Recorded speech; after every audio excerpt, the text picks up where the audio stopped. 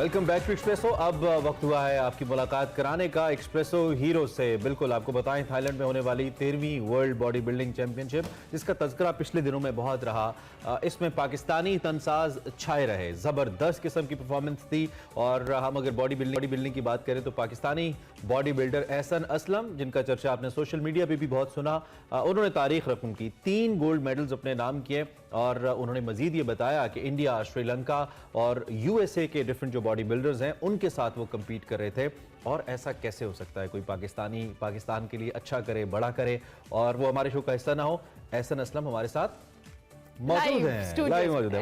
Welcome. Thank you so much, thank you मुझे यहाँ पे बुलाने के लिए। और I am very glad that I am part of your show. Ehsan, सबसे पहले तो इस कंपटीशन के हवाले से बताएं, आपने इंडिया, श्रीलंका, यूएई के जो हैं बॉडी बिल्डर्स, यूएस के उनके बॉडी बिल्डर्स को आपने जो है शिकस्त दी, और कैसा लगा ये कंपटीशन? 3 गोल्ड मेडल अपने अपने नाम किए।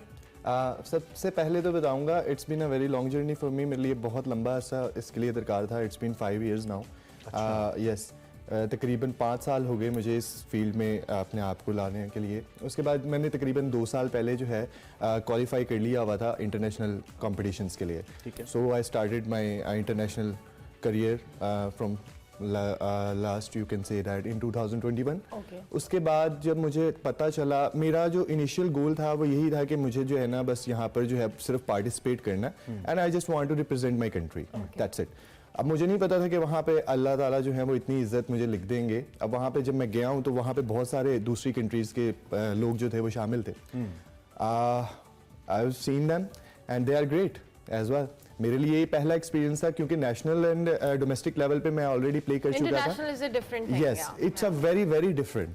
तो मुझे वहाँ पर जब मैं पहुँचा हूँ तो मैंने वहाँ पे जो एक्सपीरियंस किया, एंड दे अनाउंस, शॉर्ट करता हूँ इसको ताकि एंडिंग के पार्ट पे आता हूँ जो कि सबसे इमोशनल पार्ट था मेरे लिए। हम दिखा भी रहे हैं साथ साथ। हाँ जी, तो वो इमोशनल पार्ट ये था कि they announce there are 40 peoples, तकरीबन 40 जो थे वो लोग थे। मेरी फर्स्ट जब मैंने मेडल विन किया तो वहाँ पर जो है दे announce now 10 leave, after that 10, उसके बाद फिर और 10, लास्ट में 6 लोग रह गए।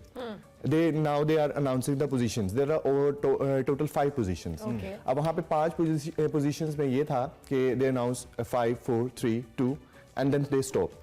There are 2 people. One is 6. Number 1. Yes, one is 6 and one is 1. Okay. अब मुझे वहाँ पे ये था कि यार या तो मैं, कौन थे आपके साथ, किस मुल्क के थे? हाँ, मैं आपको बताता हूँ। They are from one from India, Nigeria, Sri Lanka and might be other one also from India. So अब मेरे पास सिर्फ वहाँ पे 2 ही positions बची हुई थी, या तो मैं नंबर 1 थे या नंबर 6? नंबर 6 था।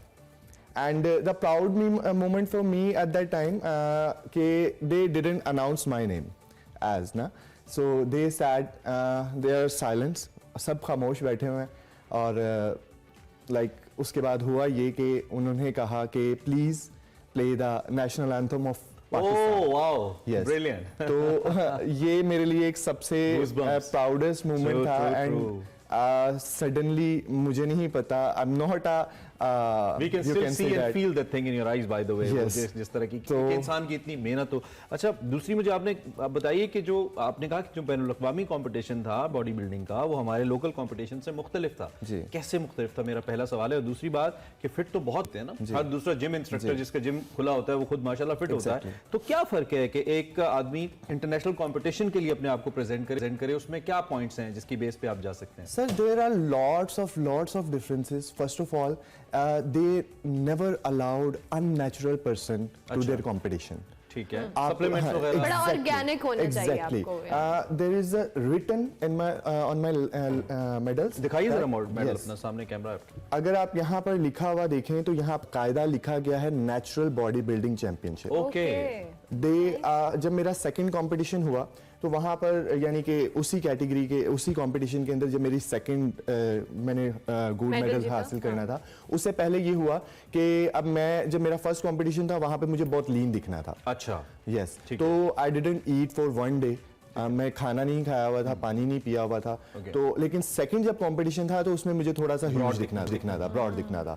तो ये आपके ही क्वेश्चन से थोड़ा सा रेलेवेंट है, इस वजह से मैं आपको एक्सप्लेन कर रहा हूं। Do they have do some kind of medical examination Exactly. before कि पता लग जाए कि ऑर्गेनिक है? हाँ जी, बिल्कुल बिल्कुल बिल्कुल। तो ये हुआ कि जब मैं स्टेज पे गया हूँ तो पहले मैंने खा लिया हुआ था उसके बाद, क्योंकि मुझे थोड़ा बड़ा दिखना था। अब मैंने थोड़ा सा हालांकि खाया, लेकिन उनको जजेस को वहां पे पता लग गया कि नाउ ही ईट समथिंग, या इसने कुछ गलत तो नहीं किया अपने साथ। उन्होंने कहा सर आप नीचे आ जाएं, डोप टेस्ट के बगैर हम आपको दोबारा स्टेज पे नहीं जाने दे सकते। They took my dope test, they test me again and then they said yes sir. वो उन्होंने मुझे बता दिया था। अच्छा ये बताएं, ऑब्वियसली ट्रेनिंग पैटर्न जैसे से भी इमरान ने अपने क्वेश्चन में मेंशन किया कि फिट तो हर कोई हो सकता है, लेकिन आपकी जो बॉडी है उसकी स्ट्रेंथ को मेंटेन रखना, मतलब आपने बॉडी बिल्डिंग में पार्टिसिपेट करना है, आपकी स्ट्रेंथ होनी चाहिए, आपने जैसा कहा ऑर्गेनिक होना चाहिए।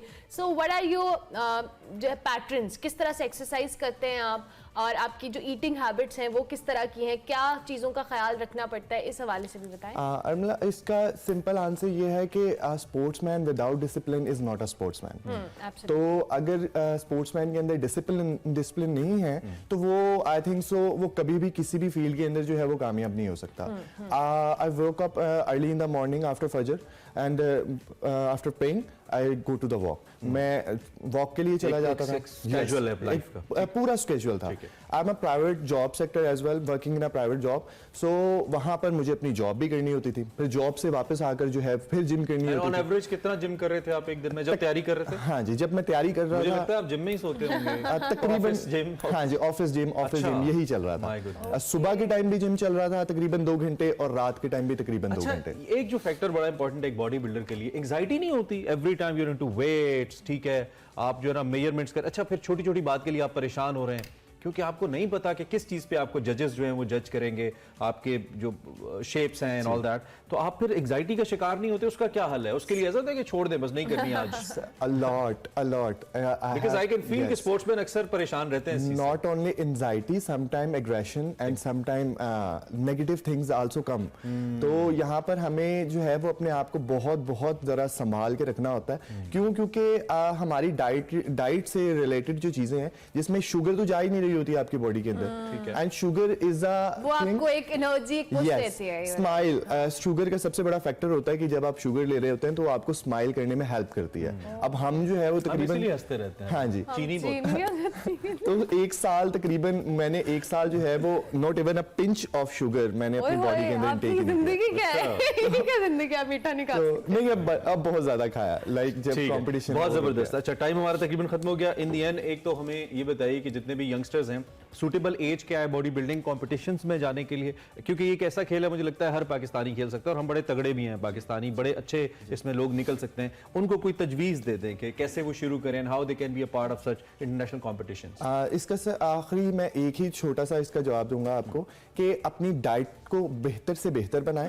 नेगेटिव एक्टिविटीज से परहेज करें, और अपने आप को जिम के अंदर लेकर आए, यानी अपने आप को फिटनेस गोल्स में लेकर आए। स्टार्टिंग में ये मत सोचें कि जी आप जो है वो किसी कंपटीशन का पार्ट होने वाले हैं या नहीं होने वाले। आपकी लाइफस्टाइल में ये जो फिटनेस है वो हिस्सा होना चाहिए। Ehsan, thank you very much, बहुत अच्छा लगा आपसे बात करके। आपको बहुत जबरदस्त आपकी अचीवमेंट है, डेफिनेटली पाकिस्तान को रिप्रेजेंट किया। इसलिए हमारे साथ मौजूद थे। थाईलैंड में होने वाली जो वर्ल्ड बॉडी बिल्डिंग चैंपियनशिप है, इन्होंने मेडल भी जीते हैं और काफी जबरदस्त परफॉर्म भी किया। इनसे हमने आपकी मुलाकात करवाई। इनका कहना है कि आपको इनकी हमारे सामने जो ट्रॉफी है मैं चाहता हूँ एकदम वो दिखा भी दें, बिकॉज ये बज़ाहिर तो एक ट्रॉफी हमें लगती है, लेकिन इसके पीछे कितनी मेहनत होती है, कितना वक्त होता है वो। और ऐसा ना आपने अब इसको ट्रांसफर शिफ्ट भी करना है आगे जो यंगस्टर्स हैं उनके अंदर, ताकि आपकी तरह वो भी प्रोफेशनली खेलें। So this was about today. Once again हमने एक एक्सप्रेस तो हीरो से आपकी मुलाकात करवाई। नाउ ब्रेक लेनी है।